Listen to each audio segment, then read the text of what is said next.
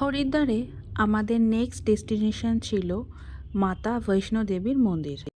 জম্মু কাশ্মীরে অরিজিনাল যে বৈষ্ণো দেবীর মন্দির আছে তারই আদলে তৈরি করা কিছু স্ট্রাকচার দিয়ে এই হরিদ্বারের বৈষ্ণো দেবী মন্দিরটা।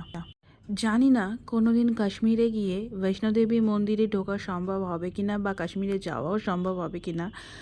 ওই ঘোলের স্বাদ জলে মেটানোর মতো অবস্থা।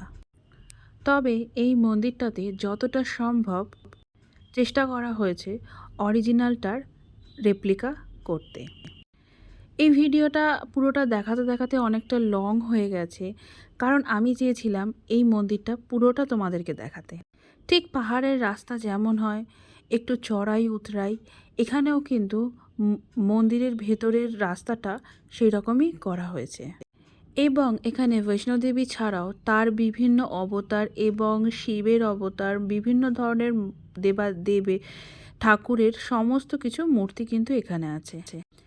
এখনও কিন্তু আমরা নর্মাল রাস্তা দিয়েই যাচ্ছি, মানে নর্মালভাবে যেভাবে মন্দিরে ঢুকতে হয় সেভাবেই ঢুকছি। এর খানিকটা পরে গিয়েই ওই উঁচু নিচু খাড়াই শুরু হবে। দেখো, গুহা কিন্তু শুরু হয়ে গেছে। এই গুহা দিয়ে কিন্তু যাওয়া যায়, কিন্তু এছাড়াও আরও একটা রাস্তা আছে। তো আমরা এই গুহা দিয়ে যাইনি, আমরা তার পাশের রাস্তা দিয়ে গিয়েছিলাম।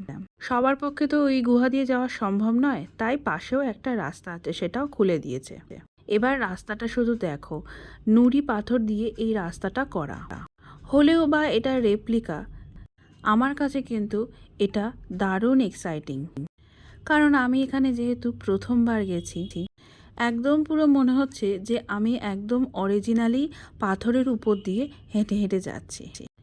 এই পাথরটা ক্রস করেই চলে আসবে বালি সিমেন্টের রাস্তা। এটা বালি সিমেন্ট বলবো না কংক্রিট বলবো, রাস্তাটা কিন্তু নর্মাল নয়, এটাও কিন্তু একটু খাড়াই উতরাই, একটু খসখসে মতো। নর্মাল রাস্তা যেমন হয় সেরকম কিন্তু নয়। বাট যেগুলো ফ্লোর দেওয়া, যেমন ধরো এই জায়গাটা কিন্তু আবার মোজাইক করা ফ্লোরের মতনই। আসলে মন্দিরটা হলো 2 তলা বা 3 তলা, যাই হোক আমার এখন মনে নেই। তো এই পুরোটা মন্দিরই এরকম রাস্তা দিয়ে ঘুরে ঘুরে সিস্টেম করা আছে যে ঘুরে ঘুরে যেতে হবে। এখানে ব্রহ্মা, বিষ্ণু, মহেশ্বর সবার মূর্তি আছে। আমার তো মনে হয় 33 কোটি দেবতার বেশিরভাগ মূর্তি এই মন্দিরেই আছে। আসলে অত মনে নেই যে আমি এখানে কি কি ঠাকুর দেখেছি, তবে এই যে যাওয়া, এই পুরো মন্দিরটা ঘোরা, এই ফিলিংসটা না জাস্ট অসাধারণ। এটা এইভাবে ভিডিওতে দেখে তোমরা কতটা ফিল করতে পারবে জানি না, বাট যদি কোনো দিন হরিদ্বারে যাও তাহলে অবশ্যই যেন এই হরিদ্বারের বৈষ্ণোদেবী মন্দিরটাতে ঘুরে এসো। দেখো, এবার দেখতে পাচ্ছ এই সিঁড়িগুলো কেমন, ওঠা নামাটা কেমন, পাশে যেন পুরো মনে হচ্ছে না আমরা পাহাড়ের উপর দিয়ে, পাহাড়ের ভিতর দিয়ে যাচ্ছি। ঠিক অরিজিনাল বৈষ্ণব দেবীটা এইরকমই কিছুটা প্রায়। এর মাঝখানে একটা জিনিস আছে, এর পরে নেবেই আমরা গুহার মধ্য দিয়ে যাব। তো সেটা দেখার জন্য তোমরা একটুখানি ভিডিওটার সাথে থাকো। জানি ভিডিওটা অনেক লং হয়ে যাচ্ছে, তবুও দেখো, ইন্টারেস্ট পাবে। তো আমরা এখন এই সিঁড়িটা দিয়ে নামছি। এখানে প্রসাদের জন্য আছে জায়গা। তো আমরা নেমেছি, তো তখন খালি হয়ে গেছিলো, মানে প্রসাদ দেওয়া শেষ হয়ে গেছিলো। আমরা নেমেছি, আমার মা তো নামতেই পারছে না, আসলে এতটা হাঁটা তো। আর এখানে তুমি একবার যদি ঢুকে পড়ো তুমি আর শর্টকাটে বেরোতে পারবে না। এখানে সেম সেই ঘুরে ঘুরেই বেরোতে হবে, বা হয়তো ওদের বেরোনোর জায়গা আছে শর্টকাটে, কিন্তু সেটা বন্ধ। আমরা ঠিক বুঝতেও পারিনি যে কোথা দিয়ে শর্টকাটে বেরোতে হয়। ওখানে যারা লোকাল লোক ছিল তারাও দেখছি এইভাবে ঘুরে ঘুরেই যাচ্ছে। এখানে সব তীরচিহ্ন দিয়ে করা আছে। আর এখানে প্রসাদ দেওয়ার জন্য লাইন দেওয়া হয়, ওখানে লেখাই আছে এখানে প্রসাদ দেওয়া হয়। তো আমরা যখন গেছিলাম তখন প্রসাদ দেওয়া হয়নি, তখন প্রসাদ দেওয়া শেষ হয়ে গেছে, প্রসাদ ছিল না বলে আমরা আর প্রসাদটা পাইনি। তো এবার দেখো গুহাটা দেখেছো, আমি বলছিলাম না এই গুহাটার ভেতর দিয়ে ঢুকতে হবে। আর এর তলায় না জল আছে। এইগুলো কিন্তু অরিজিনাল পাথর, আমি গায়ে হাত দিয়ে দেখেছি, জাস্ট অসাধারণ লেগেছে আমার, ফার্স্ট টাইম এক্সপিরিয়েন্স। এইগুলো সিমেন্ট কংক্রিটের তৈরি করা হতে পারে, তবে ওই যে পাথরটা দেখালাম ঢোকার মুখে, ওটা কিন্তু অরিজিনাল পাথর। এগুলো আমি বুঝতে পারিনি কি, দেখো তলায় জল দেখতে পাচ্ছ। আর ঠিক বৈষ্ণব দেবীটাও কিন্তু, যেটা জম্মু কাশ্মীরে আছে, সেটাও কিন্তু এইরকম গুহার ভেতর দিয়ে গিয়ে এইরকম মাথা নিচু করে ছোট্ট করে এই গুহার ভেতরে আছে। তবে এই যে আমরা গেছিলাম এখানে কিন্তু একটু দমের কষ্ট হচ্ছিল, যেহেতু অনেকটা উঁচু নিচু খাড়াই উতরাই আছে, একটু ভিতর দিকে কোনো হাওয়া বাতাসের সিস্টেম নেই, একটু অসুবিধা হচ্ছিল আমাদের। আর তারপর আমরা এই বেরিয়ে এসেছি, বেরিয়ে এসে এখানে যা যা আমরা এই উপরে দেখলাম সমস্ত ঠাকুরের মূর্তি এখানে সমস্ত কিছুই আছে। ব্রহ্মা বিষ্ণু মহেশ্বর, এই যে গণপতি বাপ্পা, মা কালী, মহাদেব, সবার মূর্তি এখানে আছে। তো এগুলোই আমরা জাস্ট এখন একটু ঘুরে ঘুরে দেখছি।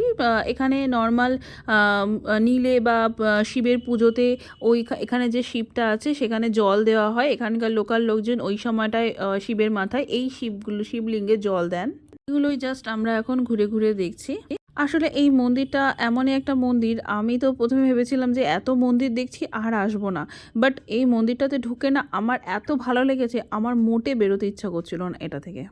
তো সেই জন্য আমি বেশ ধীরে ধীরে আস্তে করে সময় নিয়ে আমি এই যে পুরো মন্দিরটা দেখার এটা আমি উপভোগ করছিলাম। তো তোমরা যারা মনে করছো হরিদ্বারে আসবে, তো অবশ্যই কিন্তু হরিদ্বারে এসে এই মন্দিরটা কিন্তু অবশ্যই দেখো।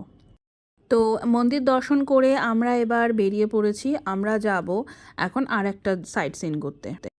এরপর আমাদের ডেস্টিনেশন হলো দক্ষরাজের বাড়ি বা দেবাদিদেব মহাদেবের শ্বশুরবাড়ি। এই মন্দিরের প্রধান গর্ভে নন্দী মহারাজ অবস্থিত, যিনি শিবের বাহন। কথিত আছে এই নন্দী মহারাজের কানে কানে যা বলা হয় সেটা নাকি পূরণ হয়ে যায়। এর ভিতরে ভিডিও করা বারণ ছিল মেন গর্ভগৃহে, তো সেই জন্য সেই ভিডিও আমি করতে পারিনি, তবে বাইরেটা তোমাদের সাথে আমি শেয়ার করছি। এখানেই কিন্তু রাজা দক্ষ একটি যজ্ঞের আয়োজন করেছিলেন এবং সেই যজ্ঞেই কিন্তু মহাদেবকে আমন্ত্রণ জানানো হয়নি, যেটা আমরা পৌরাণিক গল্পে পড়েছি। এটা কিন্তু সেই কঙ্কাল।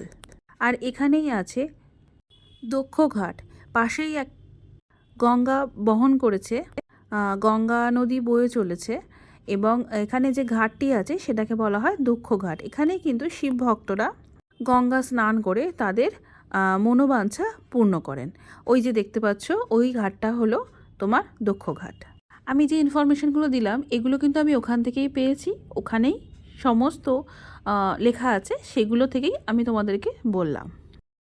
দেখো এখানে কিন্তু অনেকেই স্নান করছে, আবার এই অনেকেই নেবে পবিত্র জল মাথায় ঠেকাচ্ছে। তো আমরাও একটু চারপাশটা ঘুরলাম, আমরা আর নামিনি, তো চারপাশটা ঘুরলাম। আর এবার আমরা এই গর্ভগৃহের মধ্যে যাব। তো যেহেতু এখানে ভিডিও করা বারণ আছে, তাই কিছু দূর গিয়ে আমি আর কোনো ভিডিও করতে পারিনি। এখানে যতটুকু ভিডিও করা সম্ভব ছিল আমি করেছি। এখানে গিয়ে এই সমস্ত পৌরাণিক কথাগুলো শুনতে শুনতে না মনটা খুব ভালো হয়ে গেছিল। তো সারাটা দিন এভাবে কাটিয়ে এখন আমাদের ফিরে যাওয়ার পালা। আমরা এবার হোটেলে যাওয়ার জন্য গাড়ি ধরে বেরিয়ে পড়েছি। জানি ভিডিওটা অনেক লং হয়ে গেল, তবু গল্পগুলো শুনে তোমাদের কেমন লাগলো আমায় একটু জানিও। টাটা।